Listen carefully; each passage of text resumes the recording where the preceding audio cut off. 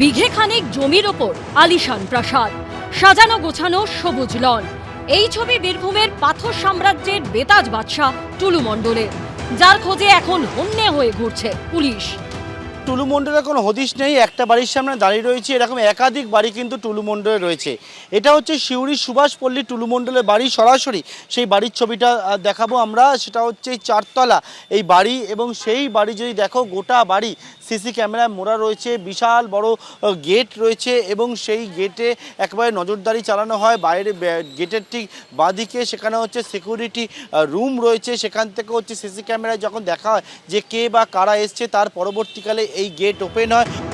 বৃহস্পতিবার টুলু মণ্ডল ওরফে নাজিমউদ্দিন মণ্ডলের খোঁজে তার সুভাষপল্লীর আলিশান বাড়িতে পৌঁছয় পুলিশ।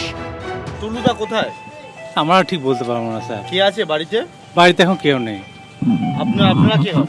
আমরা এখানকার কর্মচারী, এখানকার কর্মচারী আমরা। আমি মন্ডল সাহেবের বাড়িতে কাজ করি। হ্যাঁ হ্যাঁ হ্যাঁ। এই বাগান রয়েছে, বাগানের পাশে এখানে গাড়ি, ওখানে গাড়ি রাখার জায়গা, সেই দুটো শাটার নামানো রয়েছে, এখানে দামি গাড়ি থাকে, এবং একদম একদম পুরো একটা যে সম্ভ্রান্ত যে লোক বা যার পয়সা প্রচুর রয়েছে, সেই পয়সারই প্রতিফলন হয়েছে তার বাড়িতেও রয়েছে। সিউড়ির এই বাড়ির পাশাপাশি বীরভূমের দেউচাতেই টুলু মণ্ডলের আরও একটি বাড়ির হদিশ মিলেছে, যেখানে দেখা যাচ্ছে প্রায় 2 মানুষ সমান উঁচু পাঁচিল দিয়ে ঘেরা হয়েছে এই বাড়ির চৌহদ্দি। সিউড়ির বাড়ির মতো এটারও চারপাশে রয়েছে সিসি ক্যামেরার নজরদারি। কিন্তু কিভাবে এত প্রভাবশালী হয়ে উঠলেন টুলু মণ্ডল? কি করে এই বিশাল সম্পত্তির মালিক হয়ে উঠলেন? স্থানীয় সূত্রে দাবি 2011 সালে তৃণমূল ক্ষমতায় আসতে রকেট গতিতে উত্থান হয় টুলু মণ্ডলের। বীরভূমে প্রভাবশালী তৃণমূল নেতাদের ধরে পাথর ব্যবসায় ঢোকেন তিনি। পরে একের পর এক পাথর খাদান কিনে কার্যত লালমাটির জেলায় সাম্রাজ্য গড়ে তোলেন টুলু মণ্ডল। কত টাকা মানুষের লুট হয়েছে, এই টাকাগুলো তো আর টুলু মণ্ডলের নিজস্ব নয়। এগুলো পাথর চুরি করে টাকা, বালি চুরি টাকা, কয়লা চুরি, আর কি কি চুরি উনি করেছেন সেটা উনি এবং ওখানকার লোকজন জানেন।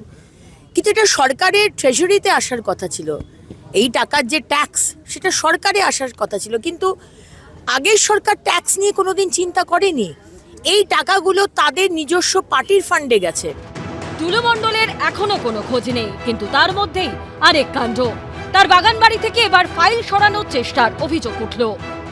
সিউড়ি থানার জীবধরপুর গ্রামে, সেখানে টুলু মণ্ডলের একটি ফার্ম ছিল, এবং সেই ফার্ম থেকেই একটি গাড়ি করে সেই ফার্মে থাকা প্রচুর ফাইলপত্র সেগুলো সরিয়ে নিয়ে যাওয়া হচ্ছিল। এই মুহূর্তে আমরা দেখতে পাচ্ছি সেই গাড়ি।